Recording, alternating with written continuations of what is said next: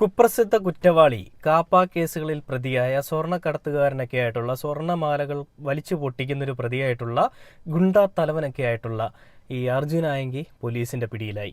പോലീസിനെ വട്ടം തിരിപ്പിച്ച പോലീസിനെ നട്ടം തിരിപ്പിച്ച ആഭ്യന്തരമന്ത്രിയെയും മുഖ്യമന്ത്രിയെയും ഒക്കെ പറ്റി അപവാദങ്ങളും അപരാധങ്ങളും ഒക്കെ പറഞ്ഞുകൊണ്ട് സോഷ്യൽ മീഡിയകളിൽ മാസാവാൻ ശ്രമിച്ച ഒരു ഗുണ്ടയെ ഞങ്ങൾ ആസാക്കി എന്നൊക്കെ പറഞ്ഞുകൊണ്ട് നമ്മുടെ ആഭ്യന്തരമന്ത്രിയുടെ കുറച്ച് പോലീസുകാരന്മാർ രംഗത്തേക്ക് വന്നൊരു കാഴ്ചയും കണ്ടു.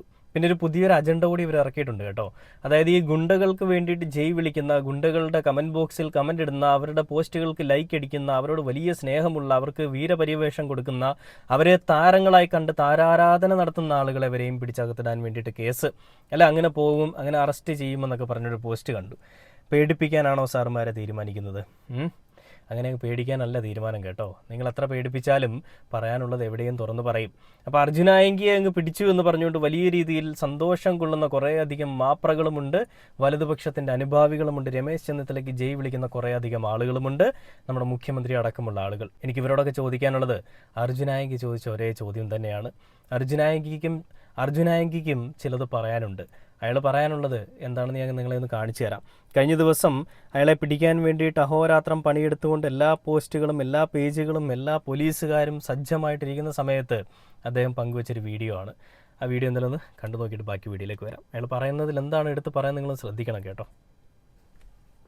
ഇനി കൂടുതൽ പ്രതികരണങ്ങൾ നടത്തണ്ട എന്നായിരുന്നു എൻ്റെ ആഗ്രഹം. പക്ഷേ വിഷയം എൻ്റെ കൈവിട്ട് പോയി എന്ന് പറഞ്ഞു കഴിഞ്ഞാൽ വെടിവെച്ച് കൊല്ലുക എന്നൊക്കെയാണ് ഇപ്പൊ തീരുമാനം. അർജുനായിക്ക് പേടിച്ചു അല്ലേ? എന്റെ പേരിലുള്ള കേസുകളുടെ എണ്ണം എന്നത് വെറും 4 ആയിരുന്നു. അതായത് എനിക്ക് നേരെ ഉണ്ടായിരുന്ന പാർട്ടിയിലുണ്ടായിരുന്ന സമയത്ത് ഉണ്ടായിരുന്ന എല്ലാ കേസുകളും തീർപ്പായതാണ്. പിന്നീട് ഞാനായിട്ട് ഉണ്ടാക്കി വെച്ച കുറച്ച് കേസുകളുണ്ട്. ആ കേസുകളുടെ ഭാഗമായിട്ടുള്ള ഒരു 4ഓളം കേസുകൾ 2021-നും 2023-നും ഇടയിലുള്ള കേസുകൾ. അത് മാത്രമാണ് എൻ്റെ പേരിൽ ബാക്കിയുള്ളത്. 4 കേസുകൾ. അതിലൊന്ന് ഞാൻ ചെയ്യാത്ത കാര്യത്തിന് ടി-നെ ആക്രമിച്ചു എന്ന് പറഞ്ഞൊരു കേസാണ്. അതായത് ഞാനും എൻ്റെ സുഹൃത്തും ആക്രമിക്കപ്പെട്ടിട്ട് ആ ടി ഒരു വനിതാ ടിയെ കൊണ്ട് അവരെ ഞാൻ ആക്രമിച്ചു എന്ന് പറഞ്ഞിട്ട് ഒരു കേസ് കൊടുക്കുകയുണ്ടായിട്ടുണ്ടായി. അതിന് ഞാൻ 10 ദിവസം വിയ്യൂർ ജയിലിൽ കിടന്നിട്ടുണ്ടായിരുന്നു. ഇതെല്ലാം ഏറ്റുവാങ്ങിയ ആളാണ് ഞാൻ. ആ കേസ് ഇപ്പോഴും കോടതിയിൽ നടന്നുകൊണ്ടിരിക്കുന്നു. അത് ഭാവിയിൽ എന്താവും എന്ന് കണ്ടറിയാം. അപ്പോ അത്തരത്തിൽ 4 കേസുള്ള ഒരു വ്യക്തിയാണ് ഞാൻ. ആ എന്നെയാണ് കോതമംഗലത്ത് വെച്ചിട്ട് ഇത്തരത്തിലൊരു അന്യായമായ അറസ്റ്റ് രേഖപ്പെടുത്തി ജയിലിൽ കൊണ്ടുപോയിട്ട് വീണ്ടും വിട്ടത്. അതായത് ചെയ്യാത്ത കുറ്റത്തിന് ഞാൻ വീണ്ടും 21 ദിവസം ജയിലിൽ കിടക്കേണ്ടി വന്നു. അതിന്റെ വികാര പ്രകടനമാണ് ഞാൻ നടത്തിയത്. എന്റെ ആവശ്യം ന്യായമാണ്. ആ കേസ് പുനരന്വേഷിക്കുക. എന്തിന്റെ അടിസ്ഥാനത്തിലാണ് നമുക്കെതിരെ ആ കേസ് ഉണ്ടാക്കിയത്, ആ കേസ് ചുമത്തിയത്, ആരുടെ നിർബന്ധപ്രകാരമാണ്, ആരാണ് അതിന് പിന്നിൽ എന്നെല്ലാം ആ കേസെടുത്ത വ്യക്തി SHO. കണ്ടില്ലേ? ഇതൊക്കെയാണ് അർജുൻ ആയങ്കിയുടെ ആവശ്യങ്ങൾ. ആ കേസ് എന്തിന്റെ പേരിൽ എടുത്തു, എങ്ങനെ എടുത്തു, എന്താണ് അതിന്റെ മാനദണ്ഡം, ആ കേസ് എടുത്തിരിക്കുന്ന വ്യക്തി ആർക്ക് വേണ്ടിയിട്ടാണ് പണി ചെയ്തത് എന്നൊക്കെയുള്ള കാര്യങ്ങൾ കേസ് പുനരന്വേഷിക്കണം എന്ന് പറഞ്ഞുകൊണ്ടാണ് ഞാൻ സംസാരിച്ചതെന്നാണ് അർജുൻ പറയുന്നത്. അല്ല, അദ്ദേഹം ചോദിക്കുന്നൊരു ചോദ്യമുണ്ട്. കേസ് പുനരന്വേഷിക്കണം എന്ന് പറഞ്ഞാൽ എങ്ങനെ വെല്ലുവിളിയാകും? പുതിയൊരു മനുഷ്യനായി ജീവിക്കാൻ ഈ നാട്ടിൽ അവകാശമില്ലേ? അങ്ങനെ ഒരു ചോദ്യവുമായിട്ടാണ് അർജുൻ ആയങ്കിയുടെ ഈ ഒരു ഫേസ്ബുക്ക് പോസ്റ്റുമായിട്ട് അദ്ദേഹം വന്നിരിക്കുന്നത് കേട്ടോ.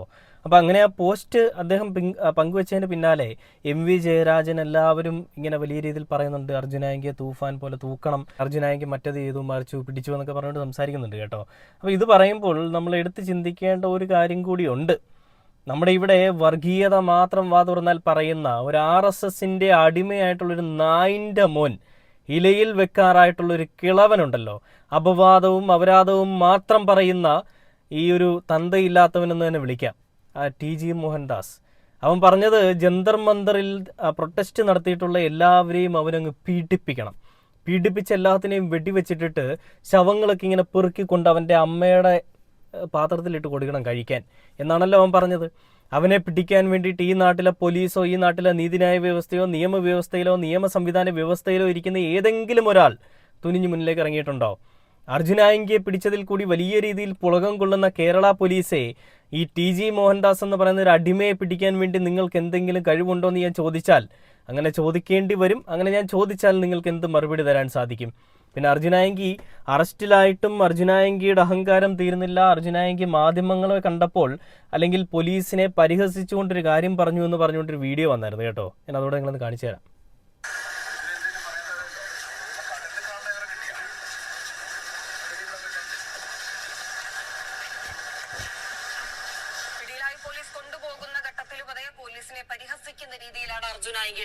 ഇതിലെന്താണ് അർജുനായങ്കി പോലീസിനെയോ അല്ലെങ്കിൽ ആഭ്യന്തരമന്ത്രിയോ മുഖ്യമന്ത്രിയോ പരിഹസിച്ചുകൊണ്ട് പറയുന്നത്?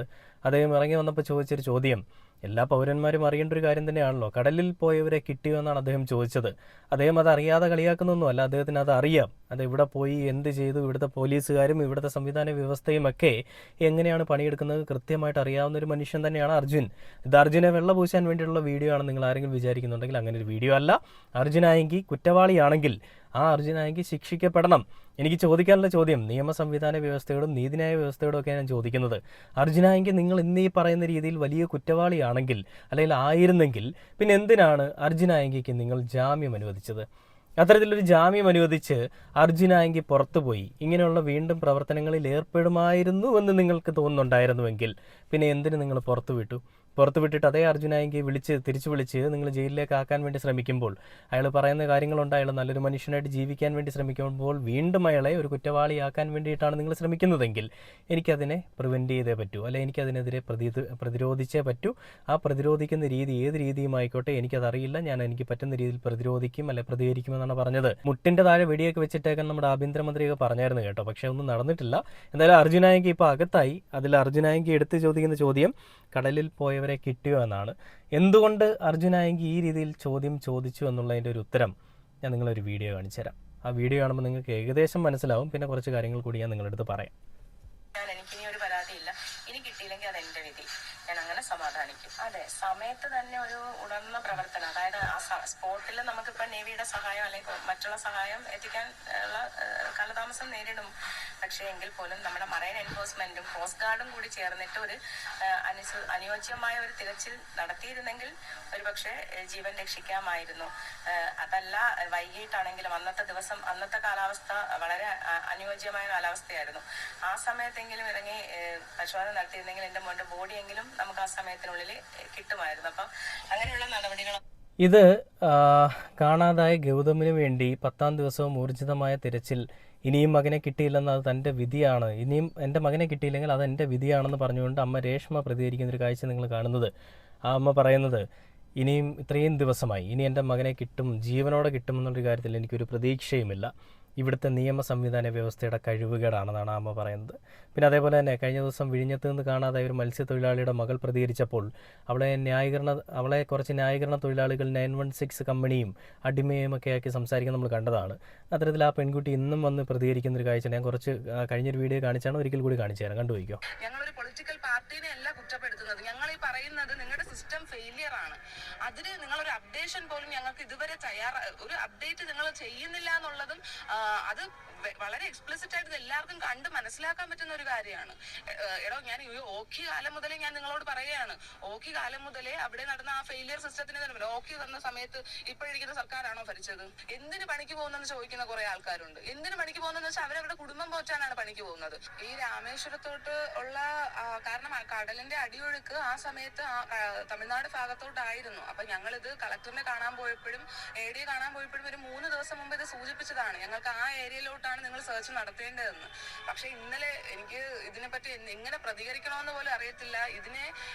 ഇന്നലെ വിളിച്ചിട്ട് ഫിഷറീസ് വകുപ്പ് മന്ത്രി ചോദിക്കുകയാണ് എവിടെയാണ് തിരക്കേണ്ടതെന്നും വീണ്ടും രാമേശ്വരത്താണെന്ന് പറയുമ്പോഴത്തേക്കും ഞങ്ങൾ അറിയുന്നത് തമിഴ്നാട് കളക്ടറിനോട് ഇപ്പോഴാണ് ആ ഒരു ഏരിയയിലോട്ട് സെർച്ച് നടത്തണമെന്ന് റിക്വസ്റ്റ് ചെയ്തിരിക്കുന്നതെന്നാണ്.